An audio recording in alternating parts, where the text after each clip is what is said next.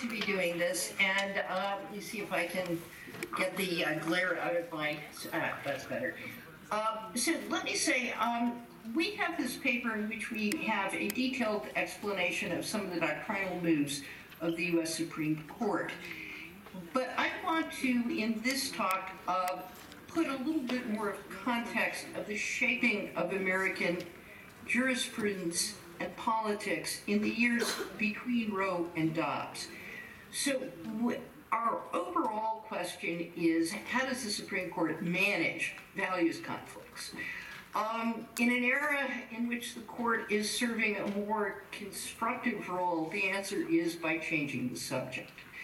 So we've called this the court's morality tale, and at its core is the question, what happens to the expression of values in the public square where those are contested?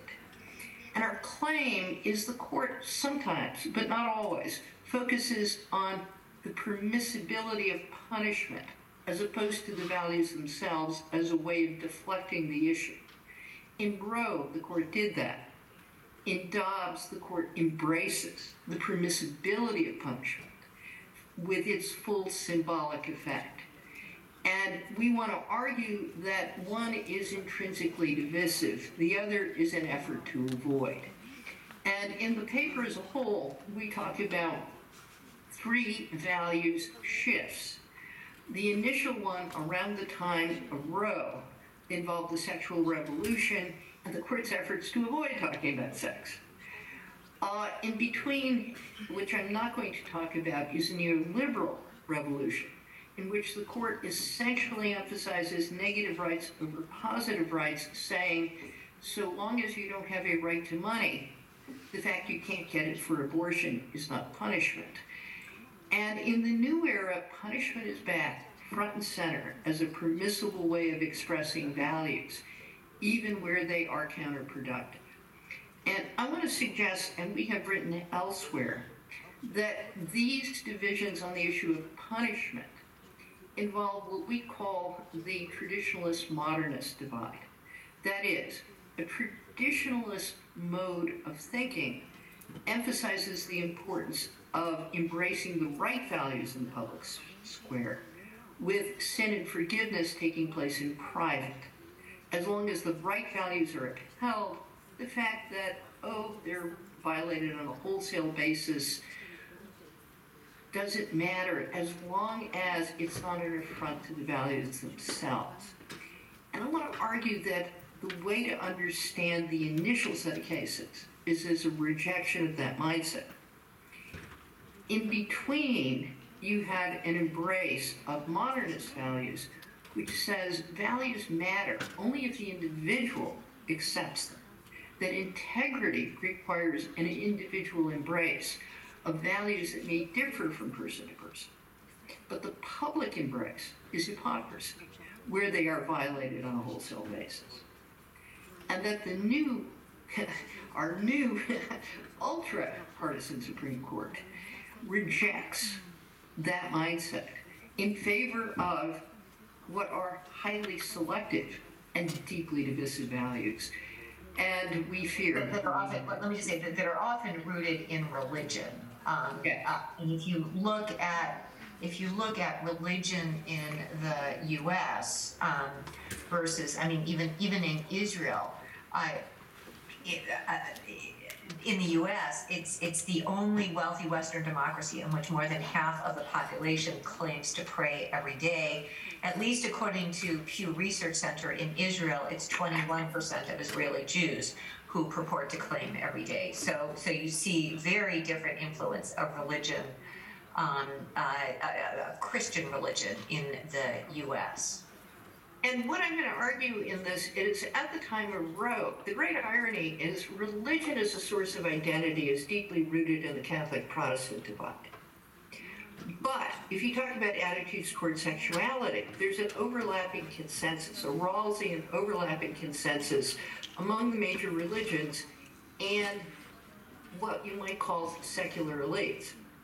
When you get to Dobbs, the major division is between fundamentalist religions of various denominations and secular elites. And that divide is constitutive of identity and of the partisan divide in the United States. So the role of religion underlying this is radically different, though still important. So, with that, onto the paper. The challenge at the time of Roe was managing the women's movement and the secular revolution. Naomi and I argued in Red Families versus Blue Families. This was not just about women's lib. It was about a remaking of the family to meet the needs of the post-industrial economy. But we're not going to summarize that here. Instead, what we want to talk about is how the court managed the sexual revolution while sidestepping clashing values. And we do that by focusing on punishment. The traditional assumption is if the state can regulate, the state can punish. We argue the court asks the question, can the state have a legitimate interest in regulation, but no legitimate interest in certain forms of punishment? And that's how the court sidestepped. So Griswold was about prohibiting married couples from using contraception. So unmarried couples won't have sex. And the court says, this is a dubious rationale. Contraception is widely available. And in truth, contraception is widely available for people in the know, the sophisticated, but not others. And the court ultimately decides this on privacy grounds, saying, would we allow the police to search the sacred precincts of the marital bedroom for telltale signs of use of contraception? It's repulsive, and it invents a right to privacy to deal with this. But we want to note, the court also says it's okay to regulate manufacture and sale, but banning use has a destructive impact on the marital relationship. But the court doesn't say. It doesn't say the state can't regulate sexual morality. It doesn't say the court has no legitimate concern about regulating manufacture and sale. Instead, it focuses on the offensiveness of state intrusion. And the rationale is irrational. So it's hinting at what will become a punishment rationale in later cases.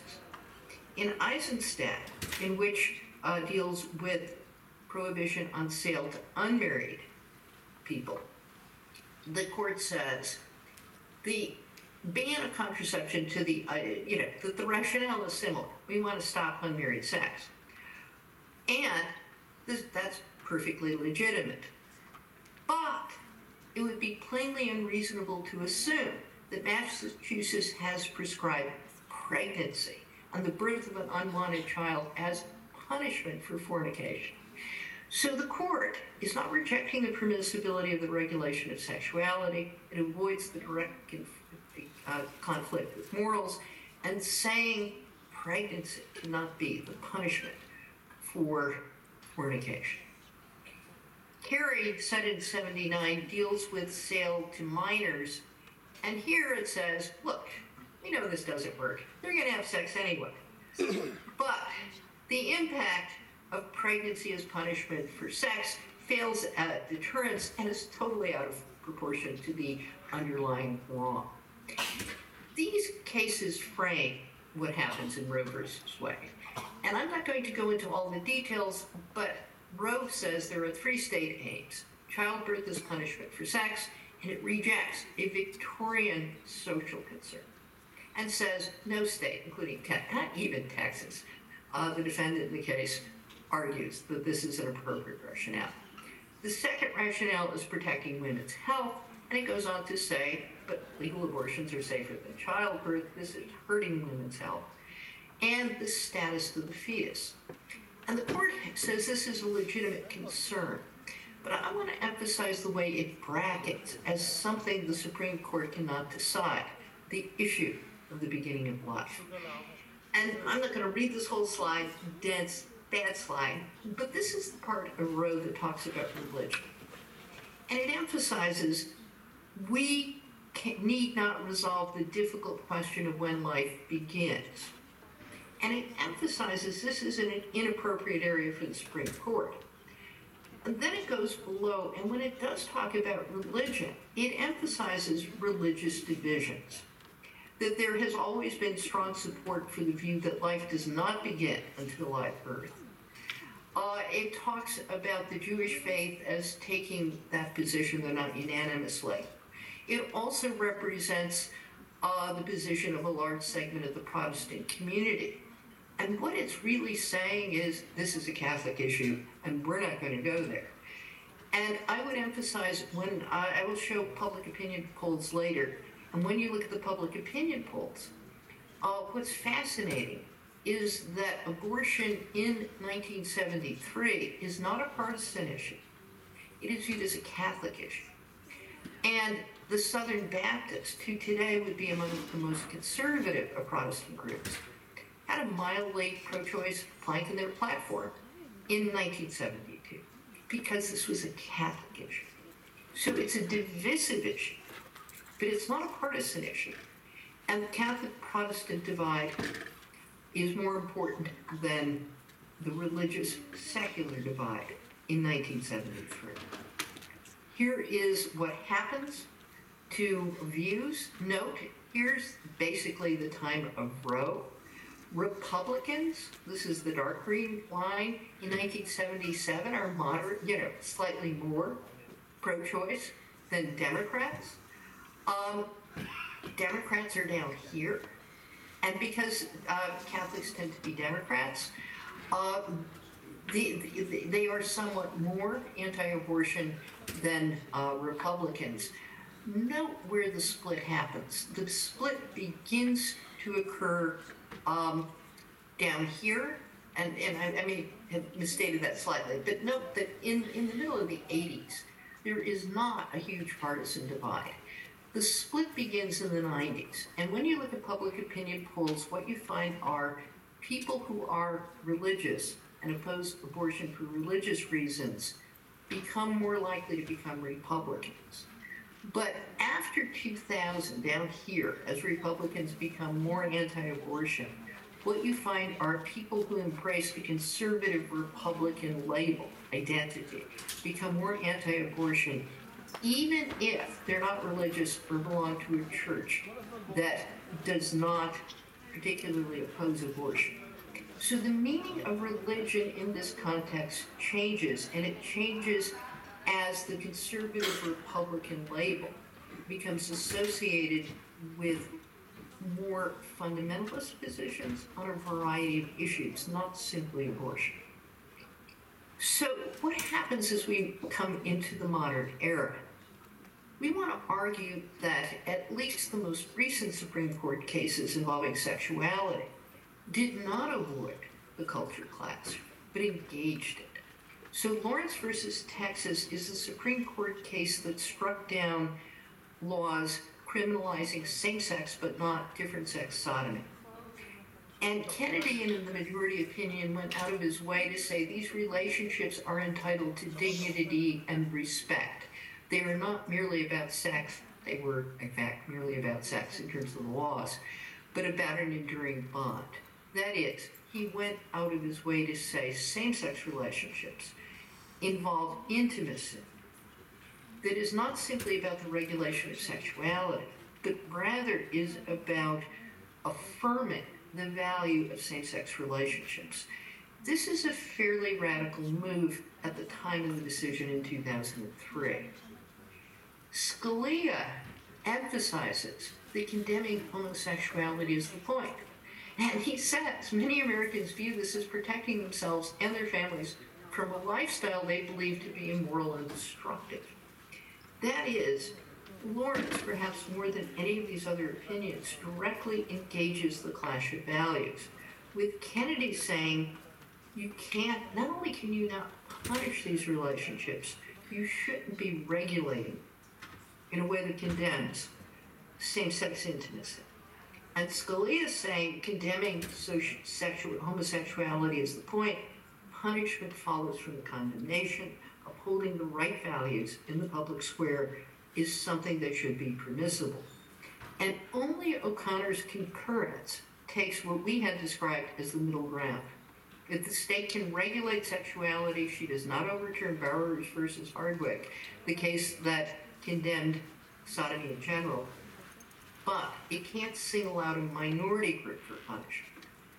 Only O'Connor uses the punishment lens without engaging the question of whether the state can regulate. And that means the clash of values is front and center. So how about Dobbs? Dobbs is the opposite of the line of cases from that we described that led up to Roe. First of all, and it is in methodology, not just content. So first, it goes out of its way, the majority opinion, to reverse Roe outright and say it was never legitimate. It wants to root it out from the roots, from American jurisprudence. It dismisses the importance of women's bodily integrity. Now, the only case that talks about women is Casey, an opinion written by Justice O'Connor, the only opinion for the court written by a woman, the only one that adopts a woman's viewpoint. Every woman I know wants to throw brickbats at this opinion. It is a hypocritical and dishonest opinion in a number of ways, but I want to emphasize only in the way it talks about women, saying we have laws that provide paid family leave, but in fact, the people who are anti-abortion are also totally opposed to paid family leave, which doesn't exist in the most anti-abortion states. It elevates the status of the fetus, simultaneously saying, oh, we're not going to go there, we're just saying the states can do whatever they want, but then saying the abortion precedent is inherently different because it uniquely involves what Roe and Casey termed potential life. That is, it says, we're not deciding when life begins, but the fact that this is murder is what justifies overturning a long-established precedent. So it is hypocritical. And it immediately takes place. There's no delay. So it throws uncertainty into women's health. It destabilizes existing relationships. It throws a bomb. It's proud of it and does nothing to diffuse the result. Where does that leave us? Well, Naomi and I have argued that the real issue is whether the court will continue to escalate conflict between the states or will take an off-ramp. And the potential off-ramp may deal with the question of punishment. So the court could limit punishment by recognizing the right to travel, striking down burdens on the right to travel, precluding punishment of those who travel or assist others in doing so, providing the right to life folks are out to criminalize providing information on the ability to get abortion in other states. And there's going to be, as there was at the time of Roe, conflict about doctors. Doctors who act to protect the life of the mother may end up being prosecuted. And there's a great deal of uncertainty about when they can act. These offer a way of diffusing the conflict. But we're not sure the court wants to go there. Because if you look at the current construction of the religious-secular divide in the United States, the ability to express Christian values in the public square is a core element of the conservative base. It wants to reaffirm moral and class and racial hierarchies. And what you see is an overlap between the most, what is now being called Christian nationalists in the U.S., groups who believe that Christianity, that the United States is a Christian country, that Christian values are an acceptable basis for action in the public square, and that states ought to be free to reflect Christian values in their approach to regulation and abortion. And the people who embrace those values also tend to be the most racist groups in the United States, white Christian evangelicals. Not that Christian evangelicals are necessarily racist, but there is an overlap between those who embrace the more fundamentalist versions of Christianity and racism among whites.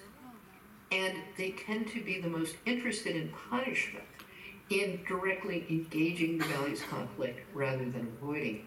So this sets up an intrinsic values clash in which the most extreme views on this are very politically powerful in at least some states. Professor But I Carbone, want to talk about and end simply with the implications. sorry to interfere. It's very interesting, but I will ask. We're done. No, a few. Our last slide is this will Thank you, sorry. disproportionately be imposed on poor women. We're done. Thank you.